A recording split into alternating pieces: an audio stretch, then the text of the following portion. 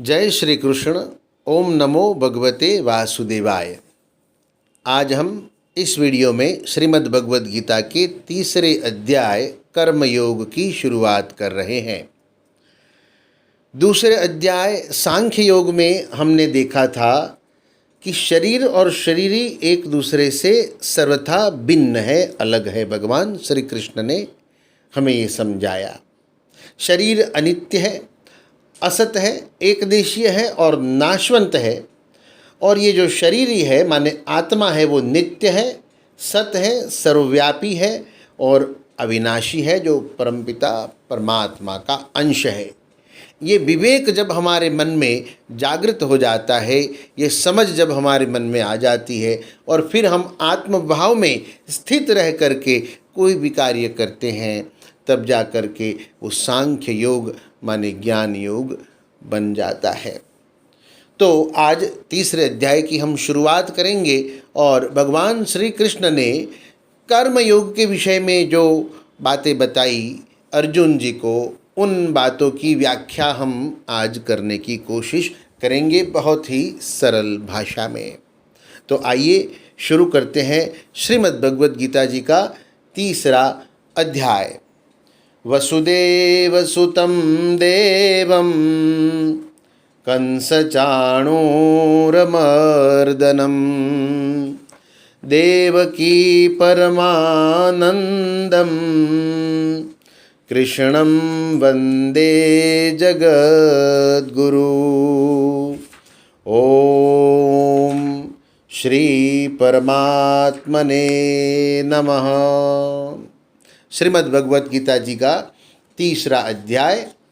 अर्जुन बोले, हे जनार्दन, आपके मत में जब ज्ञान बुद्धि ही श्रेष्ठ है, तो फिर हे केशव, आप मुझे घोर कर्म में क्यों लगाते हैं? यहाँ पर अर्जुन जी को प्रश्न हो रहा है, क्योंकि भगवान ने ज्ञान योग में माने सांख्य योग में ये बताया कि ज्ञान श्रेष्ठ है, बुद्धि श्रेष्ठ है, आत्मभाव में स्थित रहो, ये सारी बातें बताई। तो अर्जुन जी को स्वाभाविक प्रश्न हुआ कि प्रभु, तो फिर आप मुझे कर्म में क्यों जोत रहे हैं? आगे प्रश्न करते हैं, तथा आप कभी कहते हैं कर्म करो और कभी कहते हैं ज्ञान का आश्रय लो। आपके इन मिले हुए वचनों से मेरी बुद्धि मोहित सी हो रही है, इसलिए एक निश्चित बात कहिए जिससे मैं कल्याण को प्राप्त हो जाऊँ। अर्जुन जी भगवान से खुलासा पूछ रहे हैं। वो कह रहे हैं कि आप कभी कहते हैं कि कर्म करो, कभी कहते हैं ज्ञान का आश्रय ले लो, तो मुझे क्या करना चाहिए प्रभु? भगवान, आप मुझे ऐसी बात बताइए जिससे मेरा कल्याण हो जाए। तब भगवान कहते हैं, हे निष्पाप अर्जुन, इस मनुष्य लोक में दो प्रकार से होने वाली निष्ठा मेरे द्वारा पहले कही गई है। उनमें सांख्य योगियों की निष्ठा ज्ञान योग से और योगियों की निष्ठा कर्म योगी से होती है। अर्थात ज्ञान योग और कर्म योग से एक ही समबुद्धि की प्राप्ति होती है। अर्जुन जी पूछते हैं, उस समता की प्राप्ति के लिए क्या कर्म करना जरूरी है? हाँ, जरूरी है, क्योंकि मनुष्य न तो कर्मों का आरंभ किए बिना निष्कर्मता को प्राप्त होता है और न कर्मों के त्याग से सिद्धि को ही प्राप्त होता है। तात्पर्य है कि उस समता की प्राप्ति कर्मों का आरंभ किए बिना भी नहीं होती और कर्मों के त्याग से भी नहीं होती। कर्मों के त्याग से क्यों नहीं होती? कोई भी मनुष्य किसी भी अवस्था में क्षण मात्र भी कर्म किए बिना नहीं रह सकता है, क्योंकि प्रकृतिजन्य गुण स्वभाव के परवश हुए प्राणियों से कर्म कराते हैं। तो फिर प्राणी कर्मों का त्याग कैसे कर सकता है? अगर आप मनुष्य चुपचाप बैठा रहे, कुछ भी करे नहीं, तो क्या यह कर्मों का त्याग नहीं हुआ? नहीं। जो मनुष्य चुपचाप बैठकर अर्थात इंद्रियों को केवल बाहर से रोककर मन से विषयों का चिंतन करता रहता है, उसका यह चुपचाप बैठना कर्मों का त्याग करना नहीं हुआ। प्रत्युत उस मूढ़ बुद्धि वाले का यह चुपचाप बैठना मिथ्याचार है, भगवान ने यहाँ पर ऐसे व्यक्ति को मूढ़मति बताया है, मूढ़ बुद्धि वाला कहा है, क्योंकि वो चुपचाप तो बैठा रहेगा, कुछ करेगा नहीं, इंद्रियों को बाहर से खाली रोक रखेगा, लेकिन अंदर तो मन में तो सारे विषय भरे पड़े हैं।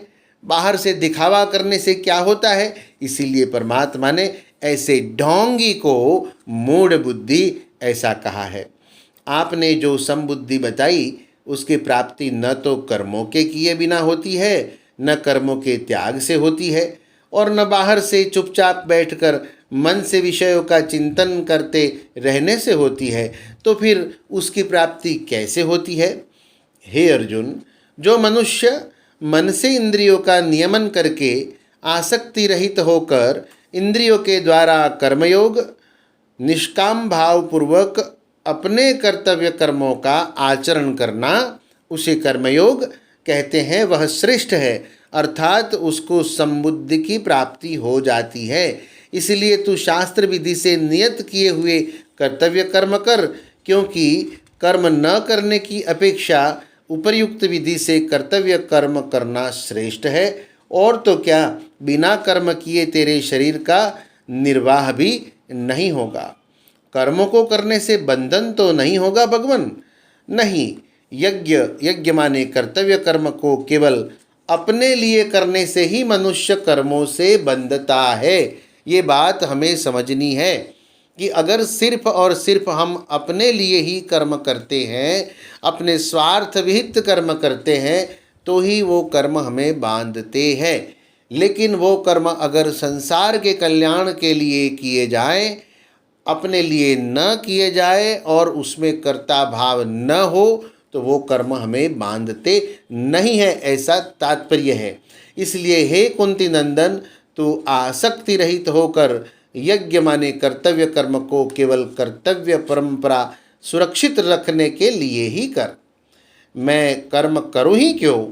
अरे भैया, सर्ग के आरंभ में पितामह ब्रह्मा जी ने भी यज्ञ माने कर्तव्य कर्मों के सहित मनुष्य की रचना करके उनसे यही कहा था कि तुम लोग इस कर्तव्य कर्म रूप यज्ञ के द्वारा बुद्धि को प्राप्त हो।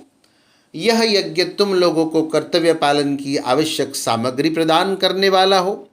यह यज्ञ हम किस भाव से करें पितामह? इसके द्वारा तुम लोग देवताओं की वृद्धि उन्नति करो और वे देवता लोग तुम्हारी वृद्धि करें। इस तरह एक दूसरे की वृद्धि करने से, अर्थात अपने लिए कर्म न करके केवल दूसरों के हित के लिए ही सब कर्म करने से तुम लोग परम श्रेय माने परमात्मा को प्राप्त हो जाओगे। पितामह, अगर हम यज्ञ न करें तो तुम्हारे कर्तव्य कर्म रूप यज्ञ के द्वारा बुद्धि को प्राप्त हुए देवता तुम लोगों को बिना मांगे ही कर्तव्य पालन की आवश्यक सामग्री देते रहेंगे। परंतु अगर तुम लोग उस कर्तव्य पालन की सामग्री से देवताओं की पुष्टि न करके स्वयं ही सुख आराम भोगोगे तो तुम चोर बन जाओगे। इस दोष से कैसे बचा जाए भगवान? भैया, केवल दूसरों के हित के लिए ही कर्तव्य कर्म करने से यज्ञ शेष के रूप में समता का अनुभव होता है। उस समता का अनुभव करने वाले श्रेष्ठ मनुष्य संपूर्ण पापों से मुक्त हो जाते हैं। परंतु जो केवल अपने सुख आराम के लिए ही सब कर्म करते हैं, वे पापी लोग तो केवल पाप ही कमाते हैं।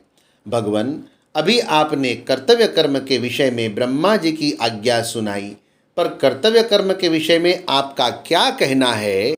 इस विषय में मेरा यही कहना है कि सृष्टि चक्र के संचालन के लिए भी कर्तव्य कर्म करने की आवश्यकता है, क्योंकि संपूर्ण प्राणी अन्न से पैदा होते हैं और अन्न वर्षा से पैदा होता है। वर्षा यज्ञ कर्तव्य पालन से होती है और यज्ञ निष्काम भाव से किए गए कर्मों से होता है। कर्तव्य कर्म करने की विधि वेद बताते हैं और वेद परमात्मा से प्रकट होते हैं। इसीलिए सर्वव्यापी परमात्मा यज्ञ माने कर्तव्य कर्म में नित्य विद्यमान रहते हैं, अर्थात उनकी प्राप्ति अपने कर्तव्य का पालन करने से ही होती है। अतः सृष्टि चक्र की सुरक्षा के लिए अपने अपने कर्तव्य का पालन करना मनुष्य के लिए बहुत जरूरी है। अगर कोई इस सृष्टि चक्र की सुरक्षा के लिए अपने कर्तव्य का पालन न करे तो, हे पार्थ, जो मनुष्य इस सृष्टि चक्र की परंपरा को सुरक्षित रखने के लिए कर्तव्य कर्म नहीं करता, वह इंद्रियों के द्वारा भोग भोगने वाला तथा पापमय जीवन बिताने वाला मनुष्य संसार में व्यर्थ ही जीता है, अर्थात वह मर जाए तो अच्छा है। कोई आसक्ति रहित होकर केवल आपकी आज्ञा के अनुसार सृष्टि चक्र की परंपरा सुरक्षित रखने के लिए ही कर्तव्य कर्म का पालन करे तो वह अपने आप में ही रमण करने वाला, अपने आप में ही तृप्त और अपने आप में ही संतुष्ट हो जाता है। फिर उसके लिए कुछ भी करना बाकी नहीं रहता, क्योंकि उस महापुरुष का इस संसार में न तो कर्म करने से ही कोई मतलब रहता है और न कर्म करने से ही कोई मतलब रहता है, तथा उसका किसी भी प्राणी के साथ कोई भी स्वार्थ का संबंध नहीं रह जाता। क्या मैं भी ऐसा बन सकता हूँ भगवान? हाँ, बन सकता है। तो निरंतर आसक्ति रहित होकर अपने कर्तव्य का अच्छी तरह पालन कर, क्योंकि आसक्ति रहित होकर कर्तव्य कर्म करने से मनुष्य को परमात्मा की प्राप्ति हो जाती है। पहले आसक्ति रहित होकर क्या किसी ने कर्म किए हैं और क्या उनको परमात्मा की प्राप्ति भी हुई है? हाँ, राजा जनक जैसे अनेक महापुरुष कर्तव्य कर्म करके ही परमात्मा को प्राप्त हुए हैं। परमात्मा को प्राप्त होने पर भी उन्होंने लोक संग्रह का मतलब है दुनिया को कुमार्ग से बचाकर सन्मार्ग पर लाने के लिए प्रेरणा देने वाले जो कार्य करते हैं जो लोग, उनको लोक संग्रह करना कहते हैं। तो उस लोक संग्रह के लिए कर्म किए हैं, इसलिए तू भी लोक संग्रह को ध्यान में रखते हुए अपने कर्तव्य कर्म का पालन कर।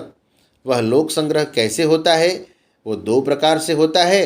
अपनी कर्तव्य परायणता से और अपने वचनों से श्रेष्ठ मनुष्य जो आचरण करता है, दूसरे मनुष्य भी वैसा वैसा ही आचरण करते हैं। वह अपने वचनों से जो कुछ प्रमाणित करता है, दूसरे मनुष्य भी उसी का अनुवर्तन करते हैं। जैसे आपने परमात्मा प्राप्ति के विषय में जनक आदि का उदाहरण दिया, ऐसे ही लोक संग्रह के विषय में भी क्या कोई उदाहरण है? हाँ, मेरा ही उदाहरण लो पार्थ।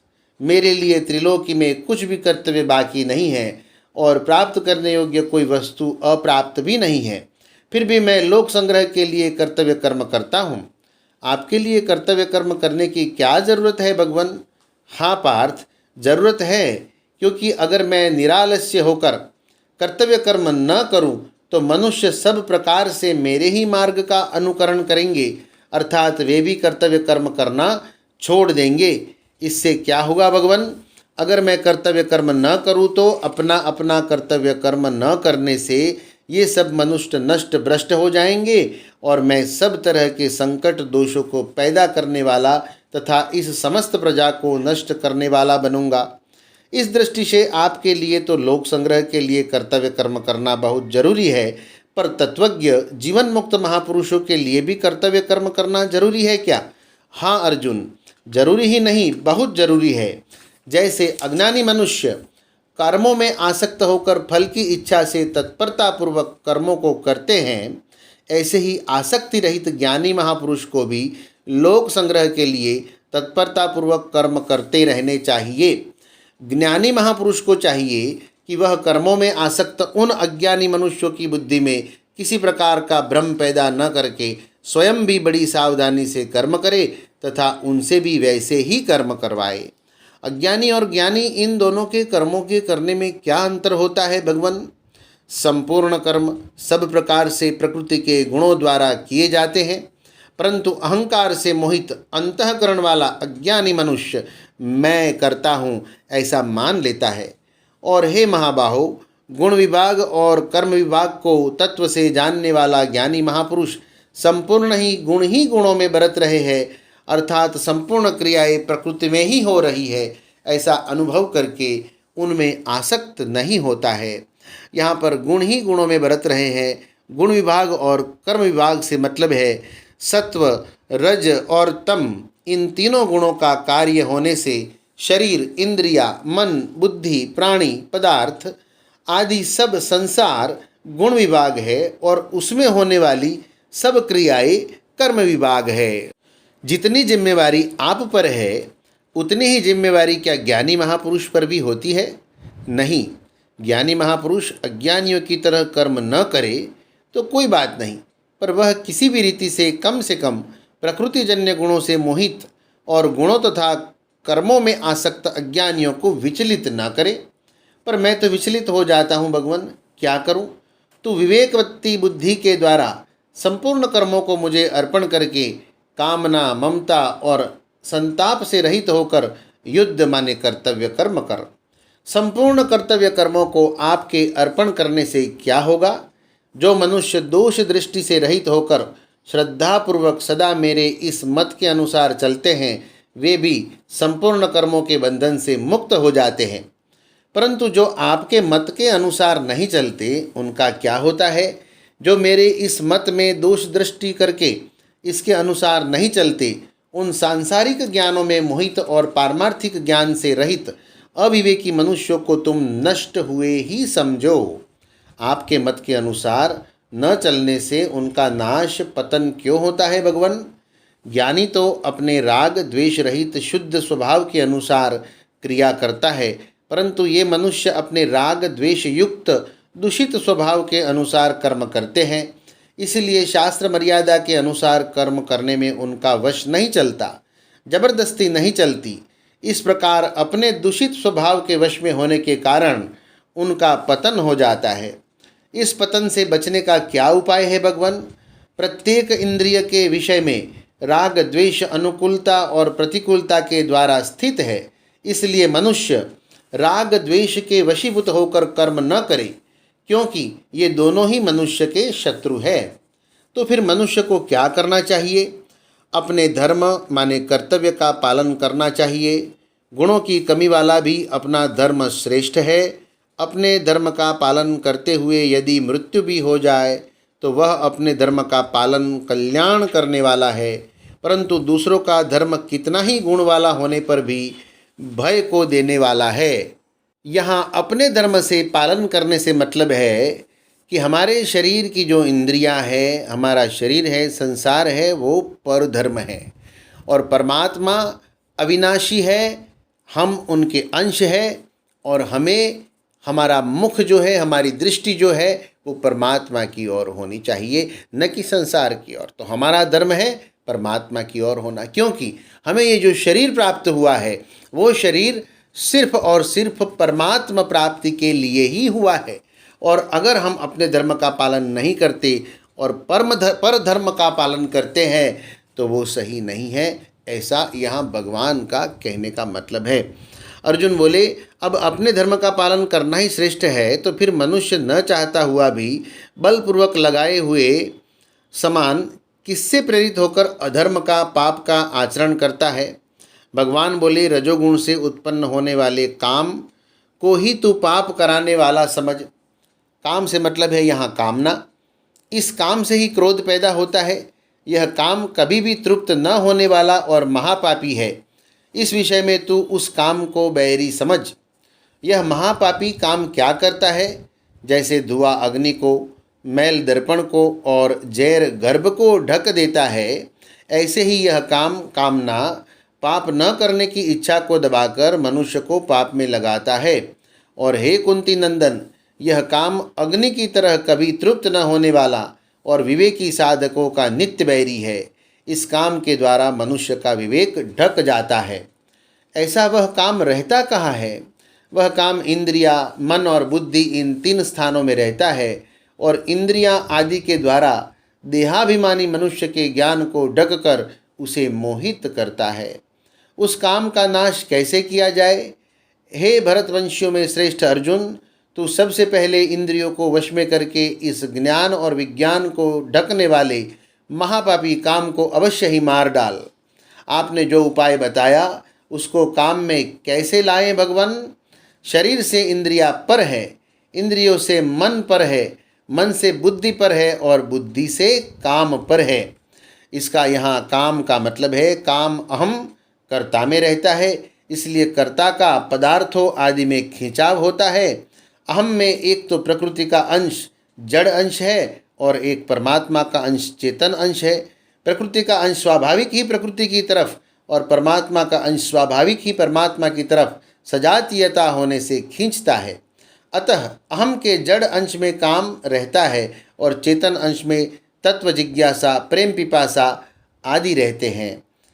इस तरह काम को बुद्धि से पर जानकर अपने द्वारा अपने आप को वश में करके हे महाबाहो तू इस दुर्जय शत्रु को काम को मार डाल। तो दोस्तों, भगवान ने हमें समझाया कि वर्ण, आश्रम, स्वभाव और परिस्थिति के अनुसार जो शास्त्र विहित कर्तव्य कर्म है वो सामने आ जाए तो उसे कामना, ममता और आसक्ति का सर्वथा त्याग करके करना चाहिए और कर्म की सिद्धि और असिद्धि में सम रहना, समता का होना वही कर्मयोग है। और कामना को किस प्रकार से मारना है, ऐसी महत्वपूर्ण बातें भगवान श्री कृष्ण ने हमें इस अध्याय में बताई है। तो यहाँ पर ये जो अर्थ था तीसरे अध्याय का कर्मयोग का, उसकी व्याख्या हमने करने की, सरल करने की कोशिश की है। फिर भी आपको कोई प्रश्न हो तो आप ज़रूर कमेंट बॉक्स में कमेंट में बता सकते हैं, उसका जवाब मैं ज़रूर दूंगा, आपको कोशिश करूंगा। और हम अगले वीडियो में मिलेंगे जिसमें श्रीमद् भगवद गीता जी का चौथा अध्याय ज्ञान कर्म संन्यास योग के बारे में उसको सरल भाषा में सीखेंगे। तब तक जय श्री कृष्ण। ओम नमो भगवते वासुदेवाय।